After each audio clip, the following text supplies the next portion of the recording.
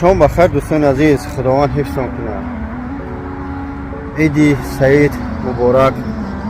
خیلی غمگین هستیم اما مجبوریم با تبریک کنیم به کدام خاطر؟ به خاطر مردم غزه، مردم فلسطین. اللهم انصر المسلمین فی فلسطین. من نمیدونم روز قیامت ما چی جواب میتیم. همیم از خومی و از فروختن دین خانه و نفس دنیایی که مردمی همون غزه و فلسطین بسیارش خانه هاش با یهودی و با سومی بلند فروختن، امروز دردی سر کشید. مقصد گپ من چی است؟ خرسندی کنه، عیداتون مبارک، بجای باشه احتیاط باشه، شکرانه آبادی کنه، شکرانه تنجی وطن کنه. والله قسم این یک نعمت است.